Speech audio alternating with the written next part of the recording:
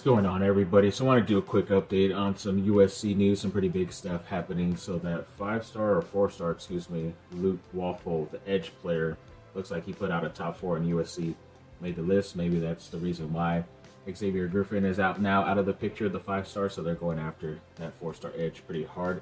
And then that other 4-star, 5-star tight end, Mark Bowman from Modern Day, released a top 7, and USC is still in the running, so that was good to see. Hopefully they still have a chance with him. I think it was Sorensen, the Servite tight end, who's a 3-star, 4-star right now. I think he's like their backup plan if they can't get Bowman, but they still made the top 7, so they're doing something right.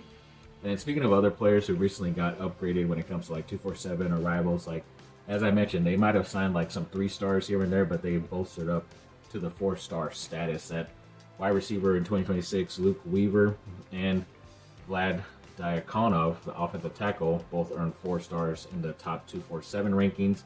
And then Roderick Tizeno Jr.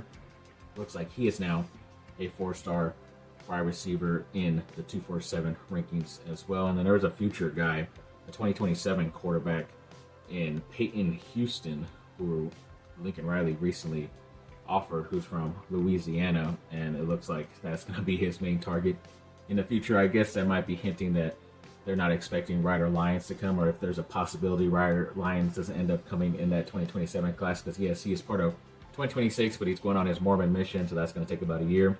So he will be arriving to campus for the 2027 season, which is why everybody always considered him part of that class. But if that's the case, and he's already, planting his seeds in different parts of the country, and hopefully going to get one of those top quarterbacks in that class. So I'm not mad about that whatsoever. Then there was another talented guy who's a local guy, I believe it's from Modern Day. He's one of those top cornerbacks, and Danny Lang, and USC is focusing their recruiting efforts on him. I forget if he's a 2026 or 2027 guy, but either way, they're looking at him. Then there was a 4-star defensive tackle / defensive end who's like 6'4", 315 pounds in the class of 2026. I believe his name was Valdin Sohn. He's a 4-star in USC. I forget to put if he made the list, or they recently offered him, or something like that, or they made a top 10 for him, but either way, they're in the running for him, so that was cool to see. And then when it comes to PFF, I believe they put out the highest graded P4 wide receivers returning for this season, and Mekhi Lemon from USC made that list at number 2 with 84.4. So yeah, sadly right now, he was injured towards the end of spring practice, but hopefully he will be 100% healthy and ready to go during the summer workouts and then into the fall camp. So he's looking to be one of those top receivers in the Big Ten, so looking forward to seeing what he can do.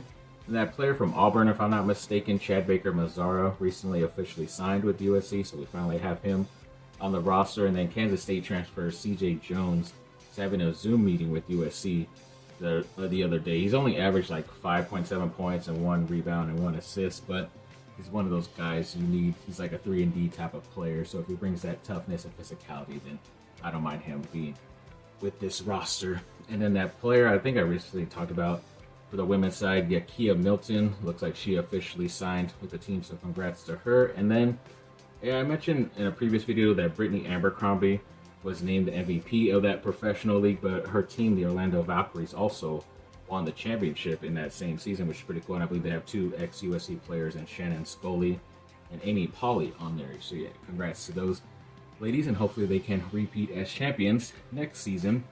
And then to end off with some of the Olympic sports, the player on the men's track and field side, Johnny Brackens, looks like he won the Azusa Pacific Last Chance Meet 400-meter hurdles last weekend, and he also won in the same meet the 110-meter hurdles, which is really cool, and I guess that's why he was the Big Ten Athlete of the Week on the men's side this season. And then the rankings for the men and women in track and field, the men are number 1 and women are number 2, and I believe this weekend starts like the Big Ten championships in that tournament, so right before the NCAAs, if I'm not mistaken. So we'll see where they rank in the Big Ten. They should sweep up. That's why I kind of want to get this news out of the way before this whole weekend starts, and I have to talk about all the other meets and functions and stuff that they won. So hopefully that's the case when it comes to next week.